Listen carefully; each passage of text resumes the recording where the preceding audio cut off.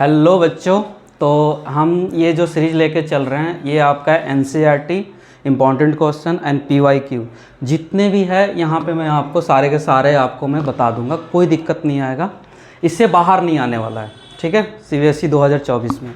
तो ये हमने कुछ क्वेश्चन मैंने आपको यहाँ पे लिखा है √2 1/3 0,5 एंड फिफ्थ मैंने क्वेश्चन लिया -1/4 है 1/4। ठीक है, तो ये अब ऊपर आपने देखा होगा फाइंड अप क्वाड्रेटिक पॉलिनोमियल्स, मतलब ये क्वाड्रेटिक पॉलिनोमियल्स आपको निकालना है, जो कि ये आपके पास दे रखा है √2 एंड 1/3। अगर मैं इसको क्वेश्चंस को अगर देखूं तो ये आपके पास क्या है √2 एंड 1/3।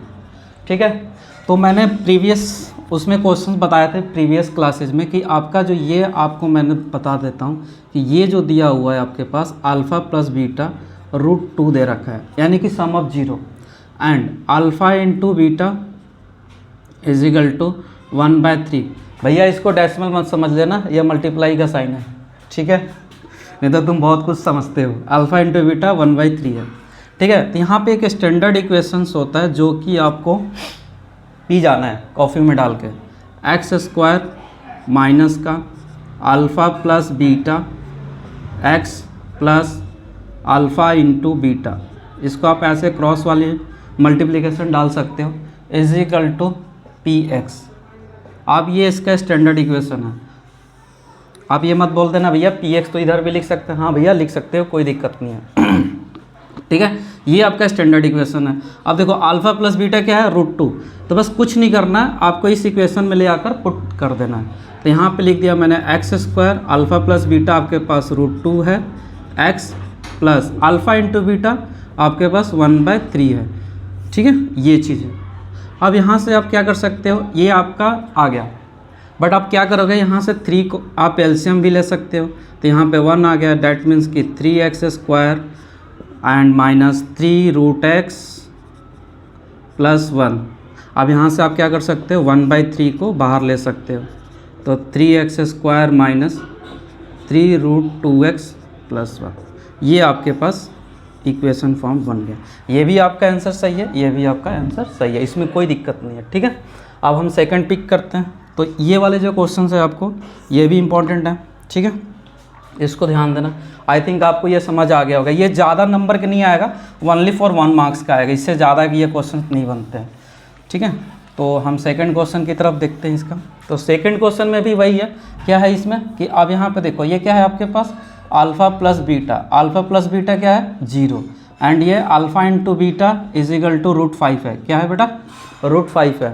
ठीक है, मैंने कि क्वेश्चन बताया कि x² माइनस के alpha plus beta x and alpha into beta, यह डेसिमल नहीं है भैया, मल्टीप्लाई है। ठीक है, तो यहाँ पे देखो ये 0 है, तो x² minus 0 into x plus alpha into beta √5।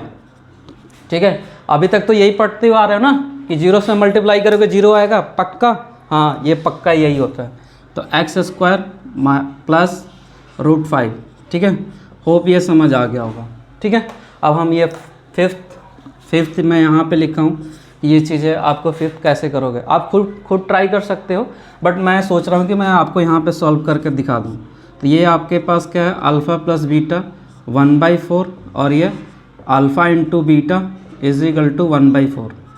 ठीक है, इन दोनों में बस डिफरेंस क्या है भैया, माइनस का है। क्या है, माइनस का है, क्योंकि 1/4 ये भी है, ये भी 1/4 है, तो कोई ज़्यादा डिफरेंस नहीं है, बट माइनस ही बहुत कुछ कराता है। समझ रहे हो, नहीं समझ रहे हो, समझ जाओ।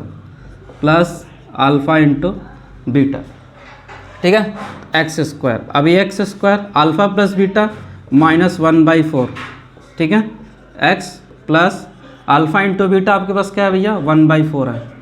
ठीक है, तो ये आपके पास आ गया x²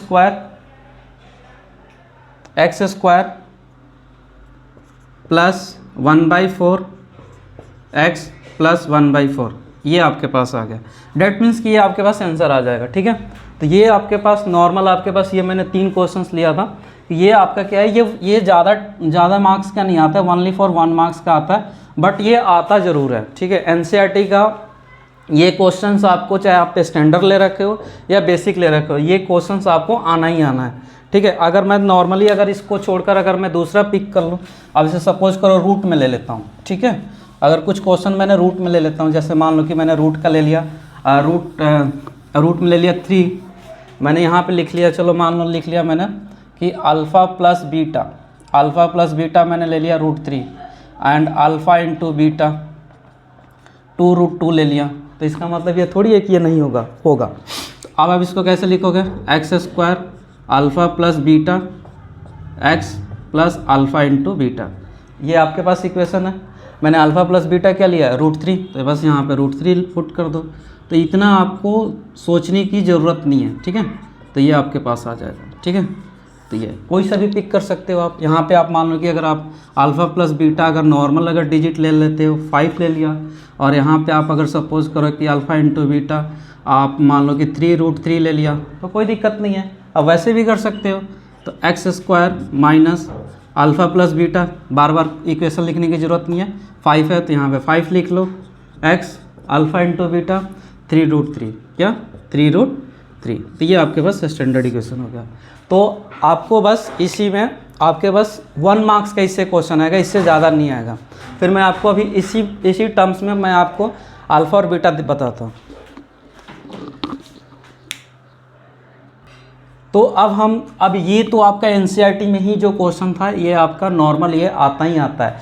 बट अभी आपने क्वेश्चंस एनसीईआरटी से बाहर का कुछ क्वेश्चंस है, जैसे आपने यहाँ पे 1/अल्फ़ा 1/बीटा इस तरह से देगा, और कुछ आपके पास एक इक्वेशन दे देगा -5x + 6, बोलेगा भैया इसकी वैल्यू फाइंड आउट करो। तो यहाँ पे बच्चे कंफ्यूज हो जाते हैं, अरे भैया ये कहाँ से आया।